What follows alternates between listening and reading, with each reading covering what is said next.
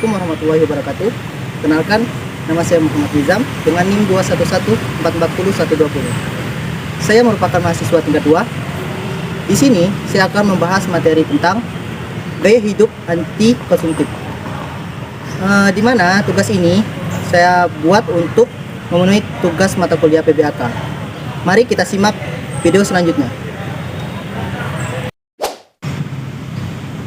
Gaya hidup konsumtif dapat diasumsikan sebagai gaya hidup yang menghambur-hamburkan uang demi kepentingan yang tidak penting. Di zaman yang modern ini dapat mempengaruhi gaya hidup masyarakat, di mana mendorong mereka untuk melakukan hidup konsumtif. Sebelum menyampaikan materi yang lebih mendalam, ada baiknya kita mengenal apa itu gaya hidup konsumtif. Gaya hidup konsumtif adalah membelanjakan secara berlebihan dan cenderung mendorong kita untuk bersifat boros. Orang yang memiliki gaya hidup konsumtif memiliki pandangan bahwa materi itu adalah tujuan utama, sehingga materi tersebut menciptakan sebuah kebahagiaan, kepuasan, kenikmatan tersendiri, tetapi hanya bersifat sementara. Adapun dampak negatif dari gaya hidup konsumtif tersebut, mari kita simak video selanjutnya. Dampak negatif dari gaya hidup konsumtif, yaitu yang pertama, menciptakan gaya hidup boros. Dengan pemborosan yang dilakukan, terus-menerus akan mengganggu kesehatan finansial, sehingga tidak bisa dihindari kondisi keuangan akan melemah dan kebutuhan utama akan sulit dipenuhi.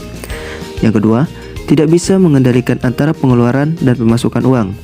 Gaya hidup konsumtif mengalami masalah keuangan seperti terjerat hutang. Hutang bisa terjadi saat memiliki keinginan namun pendapatan lebih kecil dibandingkan pengeluaran. Karena gaya hidup konsumtif ini membuat manajemen keuangan menjadi buruk. Yang ketiga, dapat memicu tekanan sosial.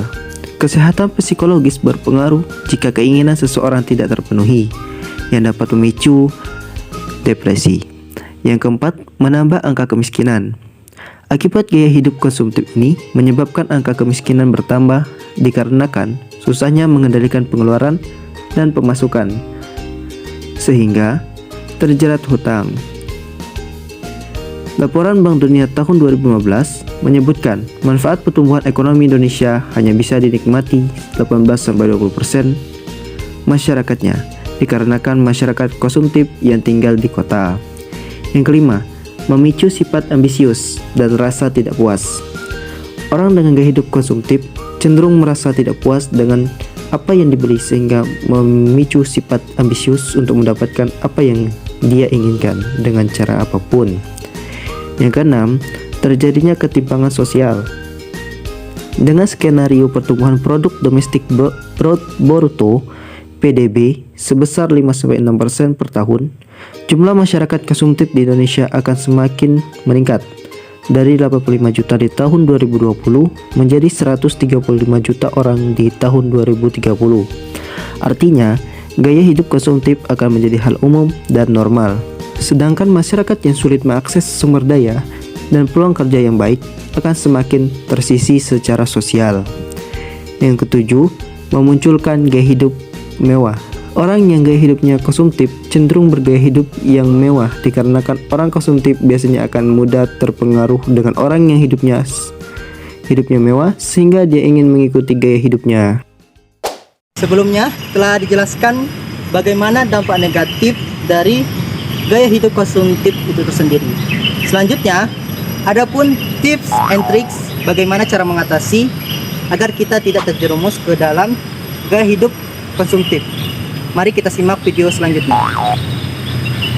Adapun tips and tricks agar kita tidak terjerumus ke dalam gaya hidup konsumtif. Yang pertama, menabung. Menabung tidak harus dalam jumlah banyak.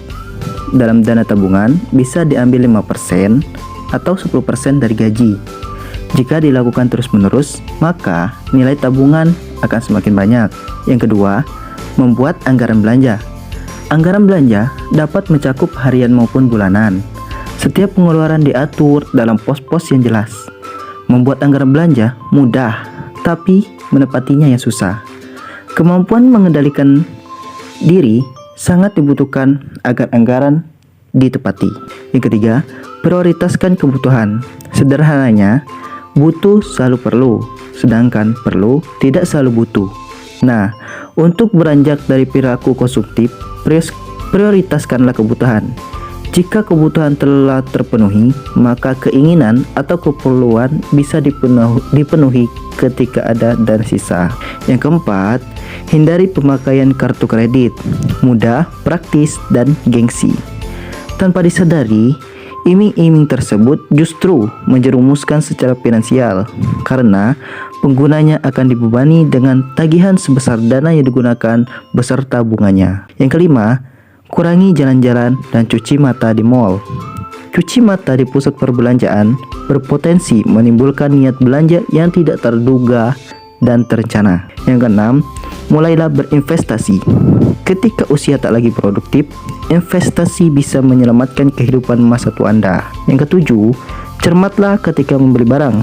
Membeli barang berdasarkan fungsi lebih bijak dibandingkan berdasarkan merek hanya untuk menunjang gengsi. Yang kedelapan, beramal dan bersedekah.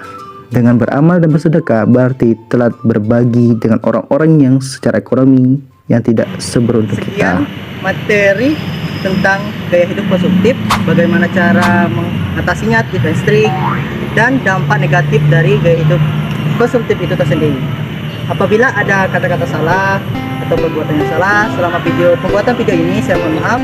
Assalamualaikum warahmatullahi wabarakatuh.